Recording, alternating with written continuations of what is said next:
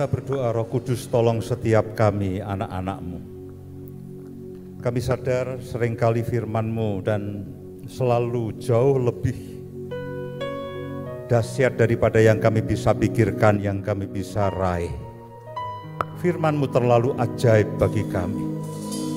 Firman-Mu yang hidup, Firman-Mu yang membawa kami di dalam kemenangan, Firman-Mu yang memerdekakan akan kami, Firman-Mu yang memberikan arah dan terang bagi jalan kehidupan kami, Firman-Mu yang membawa kehidupan dalam kehidupan kami semuanya, Firman-Mu yang membawa janji-janji yang Kau janjikan dalam kehidupan setiap kami, Firman-Mu yang menjadi dasar dan pengharapan bagi iman dan hidup kami. Roh Kudus tolong setiap kami, beri kami pengertian, beri kami hikmat, wahyukan dalam kehidupan setiap kami anak-anak, supaya firman-Mu itu menjadi benih dalam kehidupan kami, tertanam dengan baik dalam hati yang baik. Dan ketika kami menantikan akan kebenaran firman-Mu, firman-Mu itu akan bertumbuh dalam kehidupan kami, berbuah 30, 60, bahkan 100 kali lipat. Dan kemerdekaan, kehidupan, semua yang baik yang daripada-Mu itu yang terjadi. Dan sementara firman-Mu disampaikan, Roh Kudus nyatakan kuasa-Mu. Nyatakan kuasa-Mu, Kau berjanji meneguhkan setiap pemberitaan firman-Mu dengan tanda-tanda heran, dengan perbuatan-Mu yang ajaib. Ada pikiran yang dirubahkan, ada hati yang dirubahkan, ada hati yang bertobat, ada pemulihan yang terjadi, bahkan terobosan-terobosan terjadi dalam kehidupan kami semuanya. Terima kasih Tuhan, terima kasih. Sebentar kami akan sama-sama belajar akan kebenaran firman-Mu. Dalam nama Tuhan Yesus kami mengucap syukur, kami berdoa. Amin. Shalom. Baik, kita akan lanjutkan. Terima kasih untuk semua firman, semua kesaksian yang ajaib pada sore malam hari ini. Dan kita percaya Roh Tuhan akan terus menolong kita untuk mengerti dan memahami setiap firman demi firman. Karena sejujurnya saudaraku bahwa firman Tuhan itu sangat amat ajaib, jauh melebihi dari semua pengertian akal budi dan pikiran kita masing-masing. Bertahan dalam pemrosesan itu adalah tema yang diberikan kepada saya di dalam tema besarnya adalah sebutir pasir. Yohanes pasal yang pertama ayat yang ke-12.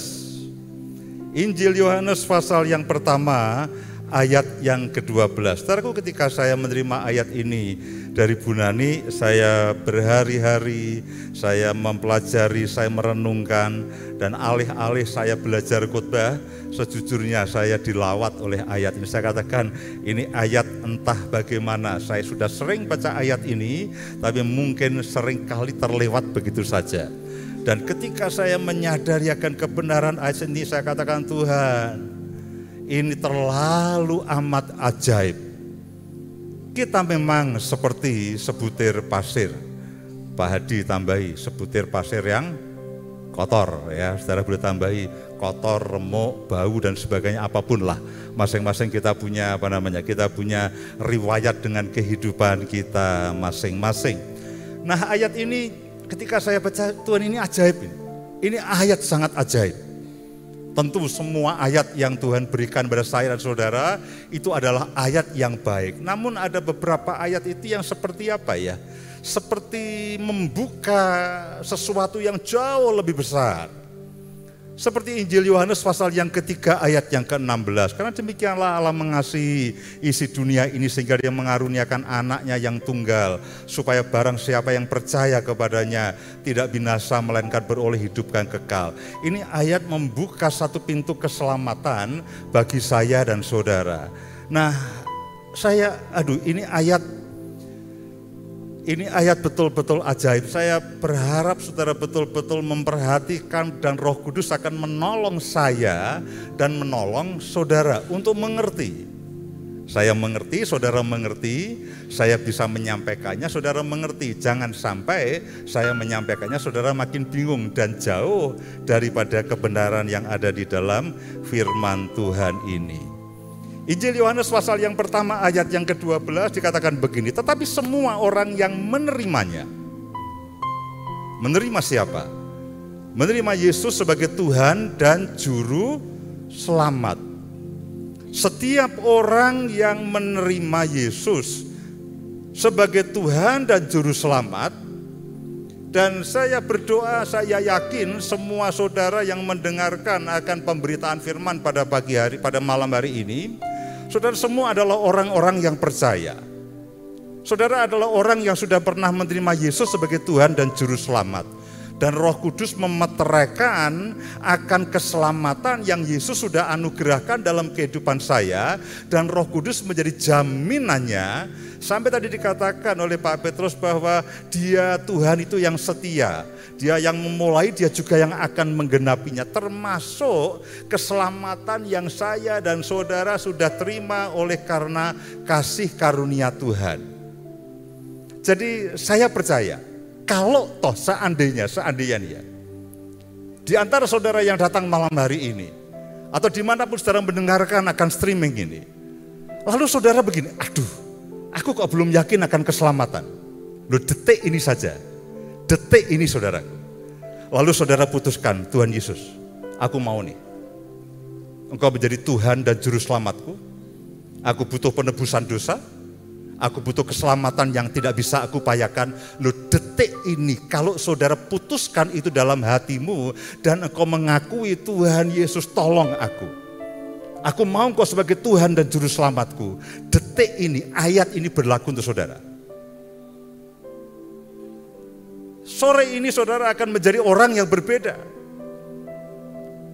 Jadi apa halangannya? Kalau saudara mendengarkan firman Tuhan, jangan keraskan hatimu. Saudara, Tuhan Roh Kudus tolong.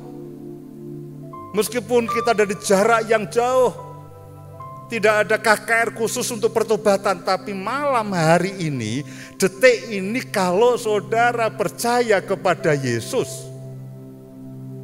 saudara diselamatkan. Dan ayat ini berlaku untuk saudara dan saya. Tetapi semua orang yang menerimanya, menerima Yesus sebagai Tuhan dan Juru Selamat, diberinya kuasa, diberi wewenang, diberi hak yang penuh. Saudara tidak punya mengambil sendiri wewenang itu. Karena wewenang yang diberikan kepada kita ini bukan begini, oh ini ada air minum, oh saya ambil lah. Oke, ini mungkin bukan sesuatu yang terlalu penting atau bagian, sediakan aja. Silakan siapapun yang mau ambil, ambil. Saudara mungkin hanya perlu niat sedikit, aku akan ambil nih air minum ini. Tapi kalau urusan ayat yang Yohanes 1 ayat yang ke-12, saudara tidak bisa ambil seenak-enaknya. Oh, aku mau, tidak bisa. Ada hak, ada wewenang, ada kuasa, otoritas yang tidak pernah terbayangkan saya dan saudara bisa mencapainya, kecuali itu diberikan oleh yang empunya. Tetapi itu diberikan oleh yang empunya, yaitu siapa? Tuhan Yesus Kristus. Tetapi semua orang yang menerimanya, menerima Yesus sebagai Tuhan dan Juru Selamat, diberinya kuasa supaya menjadi anak-anak Allah. Setiap kali saudara datang ke KKR, apa yang saudara harapkan? Saudara berharap menerima terobosan secara finansial, saya juga mau. Saudara berharap ketika datang dalam KKR kesembuhan, saudara berharap Tuhan ada mujizat kesembuhan, saya juga menginginkan. Saudara menginginkan terobosan keuangan, terobosan ekonomi. Saudara berharap akan ada terobosan bagi itu banyak hal. Tuhan, terobosan dalam keluarga, keuangan, pelayanan, semuanya. Cuma malam hari ini ada sesuatu yang Tuhan itu berikan bagi saudara dan saya. Apa yang saudara bayangkan dengan sebutir mutiara? Apa yang saudara bayangkan dengan sebutir mutiara? Apakah itu artinya adalah hidup yang menang atas penyakit? Puji Tuhan. Apakah itu artinya bahwa saudara akan dibawa dalam kelimpahan? Meskipun dunia makin sengsara, dunia ini makin sulit, ada masa resesi. Lalu bisnis saudara makin naik, puji Tuhan, kita semua menginginkannya. Kalau saudara seorang pendeta, seorang gembala, tidak ada yang lebih dari yang saudara inginkan. Jemaat saudara akan semakin banyak dan gereja saudara akan semakin besar. Oh tidak Pak, tidak Pak, tidak Pak. Ya sudah, kalau nggak mau berikan pada saya. Sejujurnya itulah yang saya bayangkan. Mungkin kita bayangkan sebutir mutiara seperti itu. Tapi firman ini mengatakan ada yang jauh lebih baik. Ada yang jauh lebih baik. Kalau kita kaya, itu hanya sampai begitu kita pulang ke rumah Bapa, selesai. Kalau kita sehat, bugar,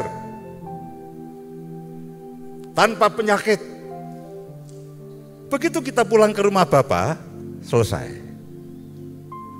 Kalau saudara adalah hamba Tuhan yang terkenal di dunia dan di akhirat, semua takut dengan saudara. Puji Tuhan. Tapi ketika saudara pulang ke rumah Bapa di surga, selesai. Saudara menjadi miliarder, menjadi triliuner, menjadi apapun, menjadi penguasa. Puji Tuhan. Oh, itu seperti mutiara yang Tuhan poles untuk hidupku ini. Aku dulu bukan siapa-siapa. Aku dulu miskin, aku dulu penyakitan, aku dulu bukan siapa-siapa yang bisa dianggap orang. Sekarang aku terkenal, aku kaya dan aku kuat, aku sehat. Puji Tuhan. Semua saudara dan saya menginginkan itu dan tidak ada salahnya.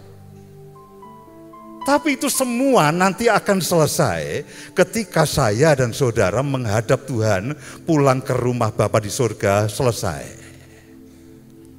Lalu di mana sang mutiara itu? Tidak kemana-mana. Tapi kalau saudara tahu mutiara yang Tuhan sediakan dari Yohanes pasal yang pertama ayat yang ke-12.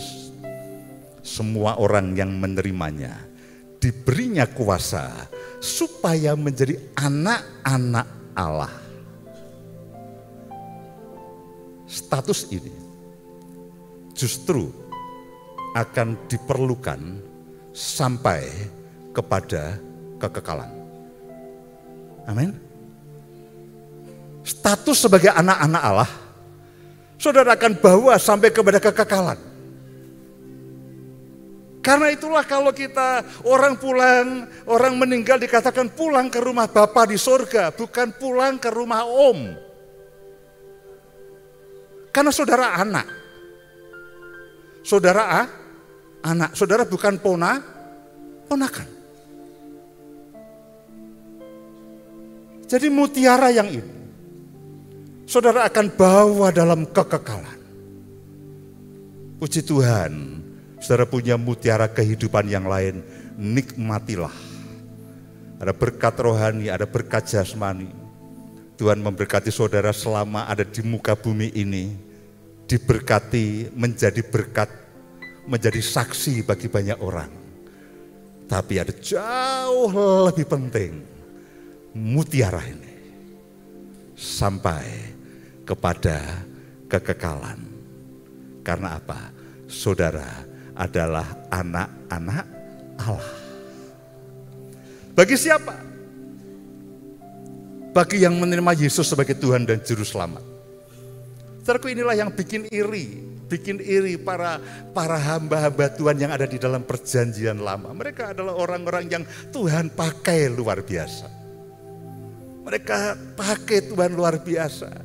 Tapi Alkitab mengatakan yang menerima Yesus, sang anak itu, yang menerima sang anak itulah yang disebut dengan anak-anak Allah.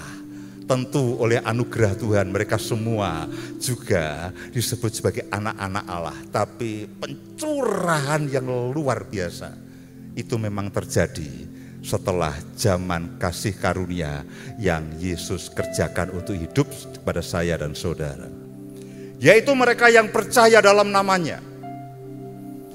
Bedakan antara percaya sebagai sebuah kata kerja yang terus menerus dan kepercayaan.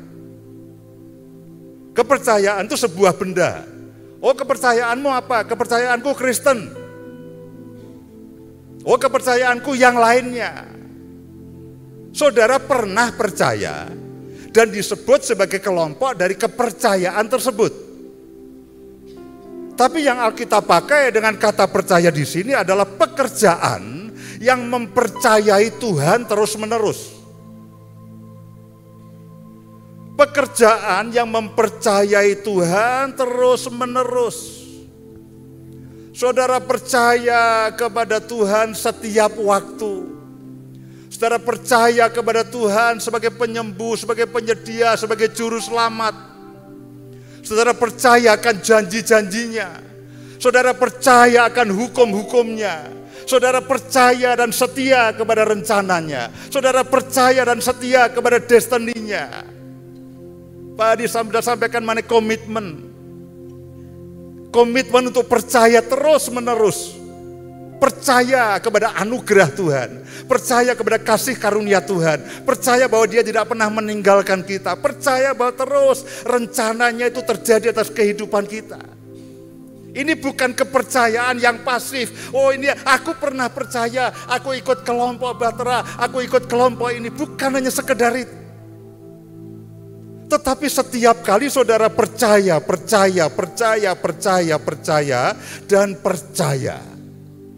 Percaya kepada Tuhan, percaya kepada janjinya, percaya kepada firman-Nya, percaya kepada rencananya, sehingga saudara mempercayakan diri hidup saya dan saudara kepada Tuhan. Percaya di sini itu bukan kepercayaan, tapi adalah percaya yang terus menerus saudara putuskan setiap hari. Ini yang Tuhan inginkan dan Tuhan itu mau. Kita harus catat baik-baik ayat ini. Ini ayat saya katakan, Tuhan, kenapa ini lewat dari pemahaman saya bertahun-tahun. Padahal entah berapa kali saya sudah membaca akan ayat ini. Tetapi semua orang yang menerimanya diberinya kuasa. Diberi kuasa, saudara tidak minta sendiri, itu tidak. Ada pribadi yang punya otoritas, ada pribadi yang punya otoritas yang memberikannya kepada saudara. Wah, aku pengen. Enggak ada rumusnya begitu. Wah, aku mau, enggak bisa. Ini urusan terlalu mulia, saudara. Ini urusan terlalu mulia yang bisa dijangkau oleh sebutir pasir yang kotor dan nyaris tidak ada gunanya seperti saya dan saudara. Dan kalau sebutir pasir yang nyaris tidak ada gunanya lalu diberi kuasa, diberi wewenang, diberi otoritas oleh yang empunya,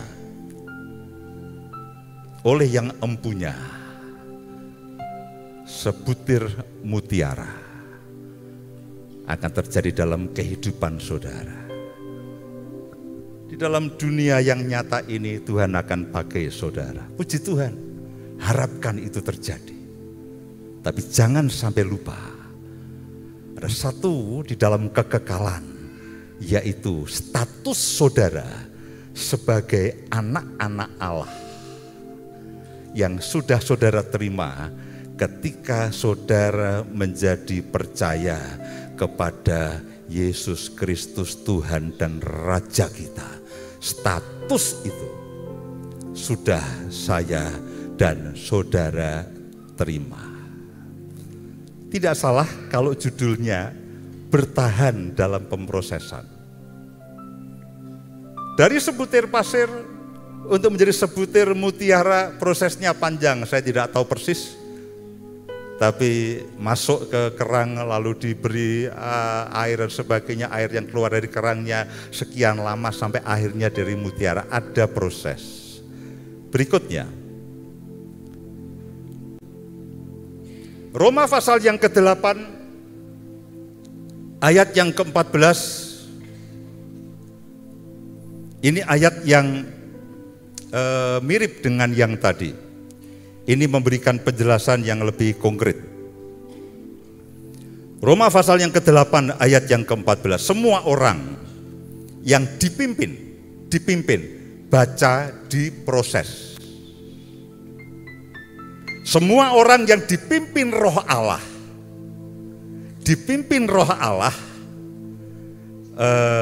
mudah dikatakan, manis di mulut, mulus di perut.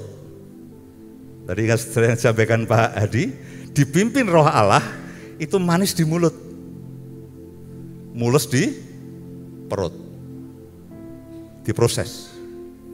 Pasti Roh Allah akan memimpin saudara untuk tidak melakukan dosa.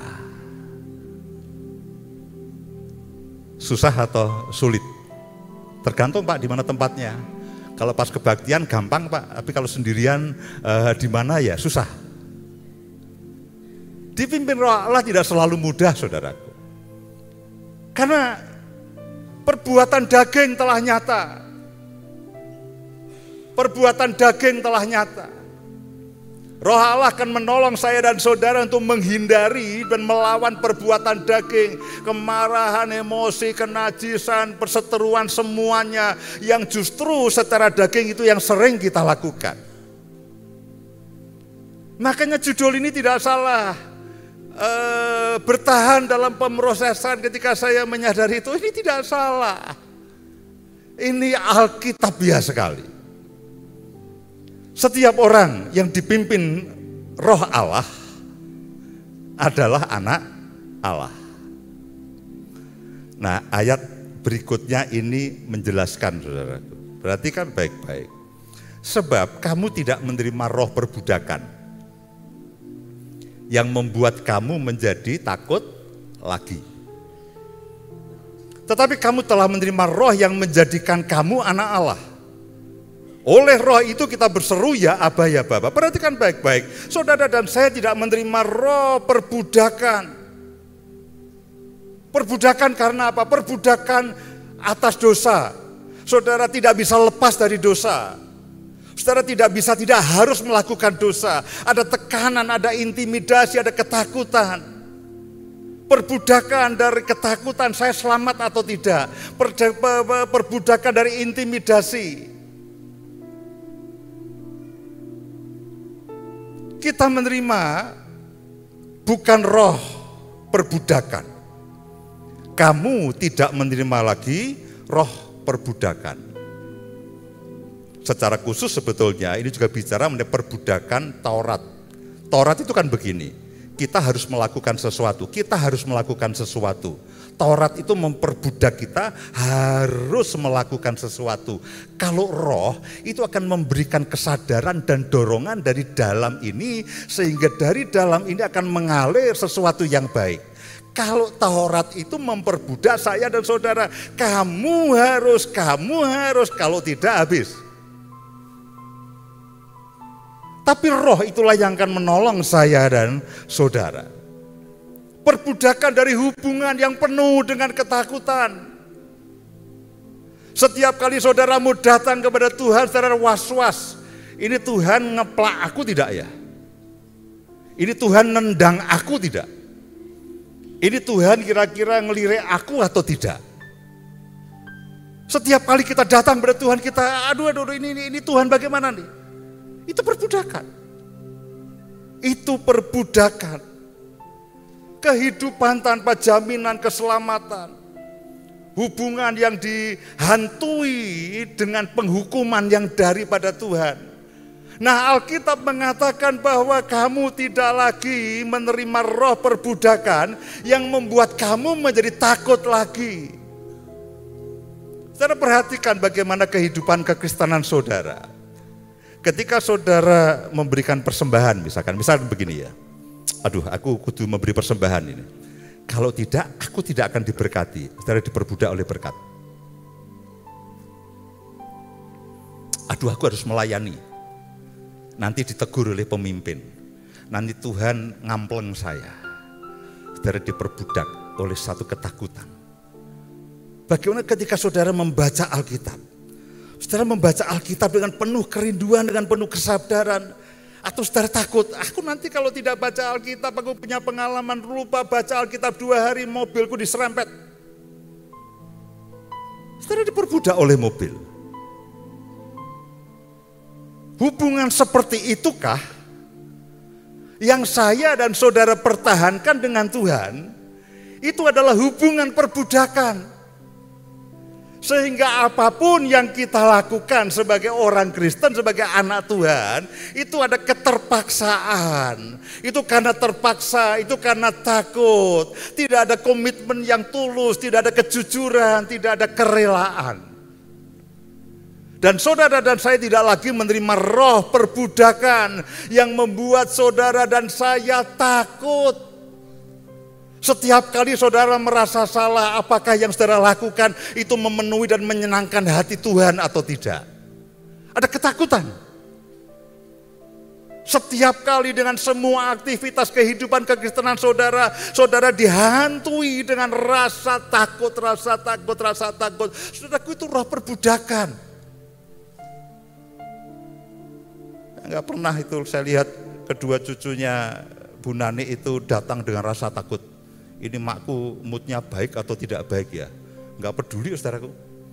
Maknya baru serius atau tidak, datang begitu aja. Nanti Pak Hadi akan ngalami itu. Tidak ada rasa takut. Tetapi kamu telah menerima roh yang menjadikan kamu siapa? Anak Allah. Dan roh, oleh roh itu, oleh roh kudus itu, kita berseru, ya Aba ya Bapa. Apa hak saudara menyebut Tuhan itu Bapakmu, itu apa hakmu? Apa hak kita? Saudara pasir, saudara berantakan.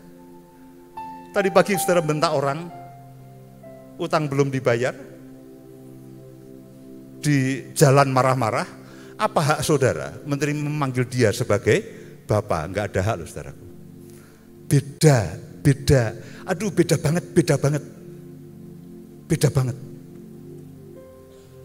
Tetapi ada roh yang memberi legitimasi, memberi wewenang, memberi hak kepada saudara. Roh yang lemah lembut, yaitu Roh Kudus. Roh itulah yang membuat saudara, setiap kali saudara memanggil dia Bapa, itu bermakna. Itu bermakna.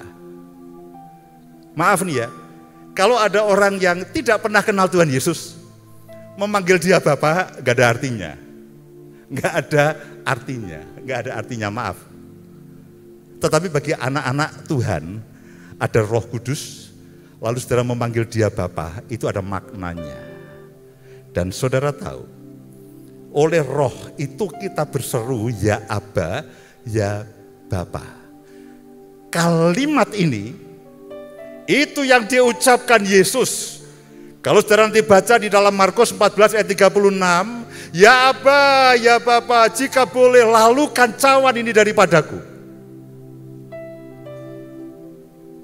Tuhan Yesus ingin saudara dan saya menyebut Bapa, dia Bapa, itu bahkan dengan lafal seperti yang dia ucapkan. Tidak ada bedanya. Betapa ajaib. Saya katakan Tuhan, ini terlalu ajaib. Dan alih-alih saya katakan Tuhan, aduh, ini saya betul-betul dilawat oleh Tuhan ketika saya mempersiapkan ini.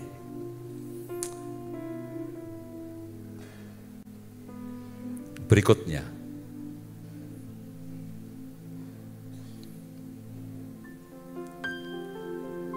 Roh itu bersaksi bersama-sama dengan roh kita bahwa kita adalah anak-anak Allah. Saudara dan saya tidak ngarang sendiri, tapi ada legitimasi. Dan jika kita adalah anak, maka kita juga adalah ahli waris. Maksudnya orang-orang yang berhak. Sekarang saudara punya hak penuh atas janji-janji Allah yang akan menerimanya bersama-sama dengan Kristus. Yaitu jika kita menderita bersama-sama dengan Dia, artinya menderita karena hidup benar, menderita karena melayani, menderita karena kita berkorban untuk orang lain. Itulah penderitaan bersama-sama dengan Dia, supaya kita juga dipermuliakan bersama-sama dengan Dia. Mari kita berdoa. Roh Kudus, tolong kami. Abah sadar ajaib, Engkau menyediakan bahkan bukan hanya berkat di muka bumi ini, Engkau menyediakan sampai dalam kekekalan. Ya Tuhan, terima kasih Tuhan. Terima kasih. Abah berdoa biarlah benih firman ini tertanam dalam kehidupan setiap anak-anak, bertumbuh dan berbuah 30, 60 bahkan 100 kali lipat. Terima kasih Tuhan. Dalam nama Tuhan Yesus kami berdoa.